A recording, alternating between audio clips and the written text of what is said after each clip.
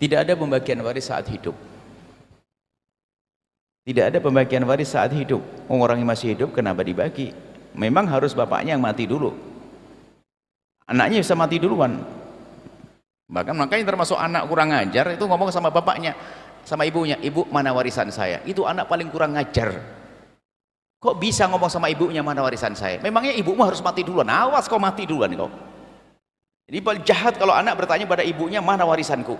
Kalau minta, "Ibu, mana aku minta rumah, bangunan rumah." Jangan ngomong warisan. Sebab warisan itu bunyinya adalah kapan orang meninggal yang hidup mewarisi. Gitu.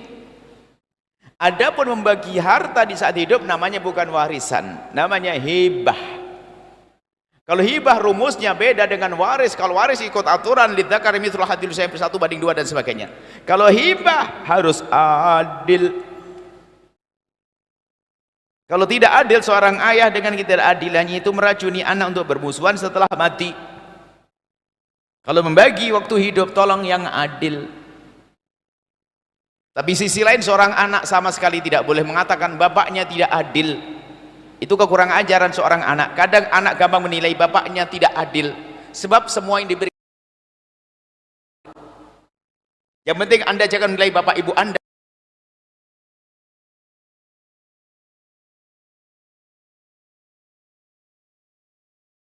Mama, anak tersayang, hati-hati. Ketidakadilan itu meracuni hati. Sampai suatu keluarga itu faham, berlima misalnya, anak 1, 2, 3, 4. Ini kalau minta ke ibunya itu gak pernah dituruti. Kalau minta apa-apa mesti lewat adik yang paling bontot.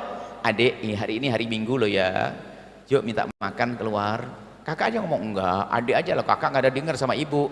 Adik aja ngomong, "Adik, Umi, hari ini kan libur, makan di luar Mi yuk." "Iya sayang." Tuh, kalau dia ngomong langsung, "Iya sayang, iya sayang." Padahal dia mau ikut makan, tapi sudah nggak seneng dia.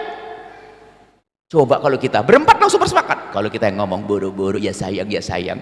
Tapi kalau adik kita, loh, terus ini tertanam benci sama adiknya, bapaknya meninggal dunia, dia yang paling dimusuhi. Makanya jangan sampai tidak adil, hati-hati. Biarpun itu anak yang paling Anda sayang, hati-hati, adil. Ketidakadilan dalam memberikan hibah, pemberian kepada anak, itu menjadikan sebab permusuhan. Ketidakadilan itu musuhan di antara mereka. Adil. Tapi sisi lain, seorang anak nggak boleh menganggap orang itu tidak adil. Misalnya anak pertama dibuatkan rumah, kedua berdapatkan rumah, ketiga berdapatkan rumah, keempat belum, kelima belum. Bukan tidak, keburu mati, kan bisa jadi. Makanya jangan sampai mengatakan tidak adil. Mungkin ayah saya memberikan abang uang, abang kan dibangunkan rumah. Ini biasanya ini terjadi. Abang yang pertama sudah bangunkan rumah, kemudian setelah itu ayahnya meninggal dunia. Itu abangnya nggak boleh mendapatkan waris. Kenapa? Abang kan sudah dapat rumah. Rumah itu hibah. Abang sudah dapat rumah, berarti warisan abang nggak dapat nih. Tidak boleh. Yang diberikan kepada abang miliknya abang. Yang ditinggal oleh ayah, abang juga mendapatkannya. Nah, sebetulnya omongan begini nih nuduh ayahnya, "Ayah tidak adil, ngasih abang kami tidak." Ayahmu bukan tidak adil. Ayahmu belum sempat memberi kepadamu, sudah wafat duluan. Makanya jangan kurang ajar sama orang tua. Loh, ini model begini terjadi gara-gara abang yang sudah dibuatin rumah, setelah meninggal dunia ayahnya, sang abang tidak dikasih. Enggak, abang mendapatkan rumah hibah pemberian dari orang tua. Setelah ayah meninggal, sang abang mendapatkan bagian waris. Hati-hati, ini juga godaan. Memang kewajiban orang tua adil. Kalau orang tua tidak adil, tetap misalnya orang tua ngasih duit sana miliaran, ratusan, setelah diberikan lalu meninggal dunia, tetap mendapatkan, yang mendapatkan uang miliaran tetap mendapatkan. Sebab apa? Yang namanya warisan itu adalah harta orang tua untuk anak-anaknya tadi. Yang sudah diberikan tidak diwaris, sudah diberikan kepada anaknya. Hati-hati. Jadi waktu hidup namanya hibah. Jadi berpindahnya harta itu kan ada 3 model di situ. Ada dibagikan, diberikan pindah saat meninggal, namanya waris. Sebelum meninggal namanya hibah. Ngomong yang waktu hidup, bagi yang waktu meninggal namanya wasiat. Kan gitu. Kalau wasiat, "Kalau aku mati nanti tolong ya beri ke sana," itu wasiat. Ngomong yang waktu hidup, baginya setelah mati. Tapi kalau hibah waktu hidup tak bagi. Tolong adil. Jangan mentang-mentang anak mama lalu dibedakan, ngerusak anak. Itu. Jadi boleh membagi tapi harus dengan adil. Tapi badung bandel enggak. Tetap anak. Biarpun badung bandel jangan sampai ditambahkan kebencian. Sudah badung bandel itu bedakan lagi, oh tambah jadi. Pas bapaknya meninggal dunia, oh dia yang paling kuat, habislah yang lainnya. Kemudian sisi lain kami ingatkan, jangan sekali-kali menuduh orang tuamu tidak adil. Anda tidak tahu yang ada di hati orang tua. Hanya bisa jadi belum sampai membagi yang lainnya keburu wafat. Sudah terlanjur sang anak prasangka buruk. Itu saja. Yang sudah diberikan oleh ayahanda kita kepada saudara kita adalah miliknya. Tidak usah ditarik untuk diwaris. Ada dua model tadi. Abangnya sudah dibangunkan rumah oleh ayahnya. Waktu ayahnya meninggal dunia ada dua model. Setan bermain. Satu, sang abang karena sudah punya rumah tidak dibagi pembagian waris. Yang kedua, tanahnya abang, rumahnya abang ditarik untuk diwaris. Ini ada model. Ini yang terjadi semuanya. Iblis semuanya. Hati-hati. Urusan waris itu panjang. Tentunya kuncinya sederhana. Sadar. Gak cukup ilmu. Oh, yang paling serem yang paling punya ilmu. Baik, itu saja. Namanya hibah. Harus adil. Allah alam bisawab. Syukran kasiran Buya atas jawabannya, dan kami berikan satu kesempatan untuk jamaah perempuan yang ingin bertanya, silakan bisa angkat tangan. Ya, bisa berdiri Ibu.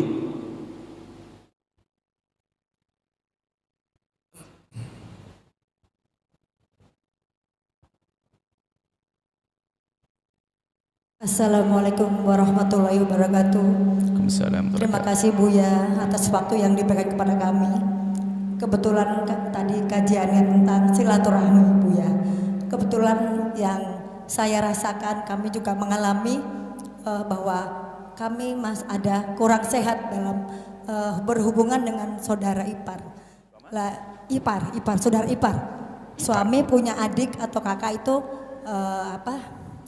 tidak pernah bersilaturahmi dengan kami. Kami sudah berusaha datang ke tempat adik-adik atau kakak, tapi beliau semuanya itu sama sekali tidak pernah datang ke rumah kami. Nah, kami sudah berusaha memberitahukan suami, yuk kita silaturahmi karena kita tidak boleh memutuskan silaturahmi. Tetapi mohon maaf, dari pihak adik-adik atau kakak tuh tidak ada sama sekali yang mau datang ke rumah kami. Kadang-kadang terus terang perasaan nelangsa. Kami sudah berusaha datang, kok tidak ada balasan. Mohon izin, kami harus bagaimana Buya untuk menyikapi hal tersebut. Terima kasih Buya. Assalamualaikum warahmatullahi wabarakatuh. Waalaikumsalam warahmatullahi wabarakatuh. Silaturahmi karena Allah, bukan karena pengen dibalas. Kalau ibu datang ke rumahnya orang hanya pengen dibalas, itu belum tulus, hasilnya kecewa. Kalau Anda memang pengen sambung sesungguhnya, enggak minta balasan.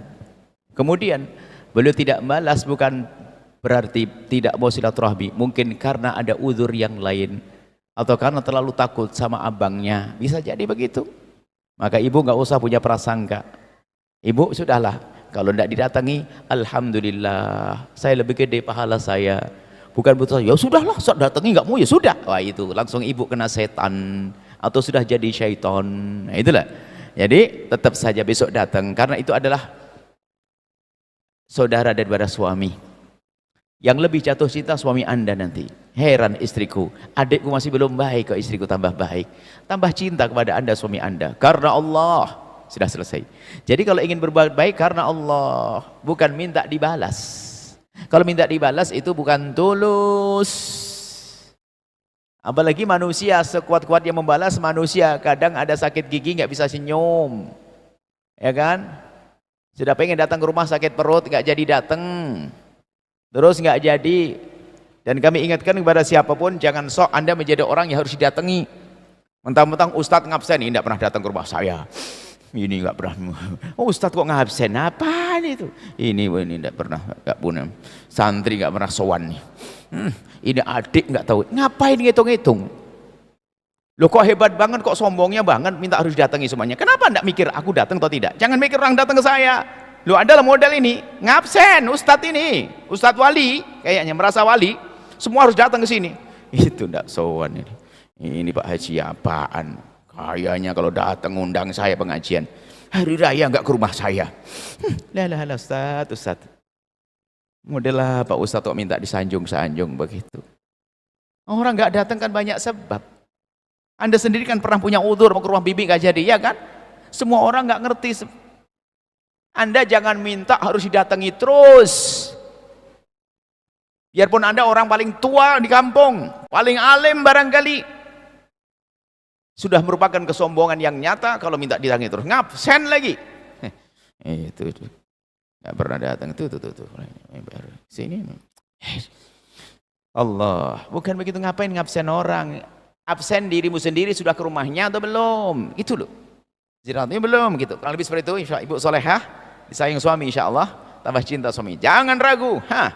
Ente tidak datang, tenang aja. Tak balas 3 kali datang, ente tidak datang lagi. 10 kali datangi, sampai bosan seton nggak ganggu saya gitu. Oke, makasih. Allah alam bisawab. Setelah Anda menyaksikan video ini, jangan lupa berselawat kepada baginda Nabi Muhammad sallallahu alaihi wa alihi wa sahbihi wasallam.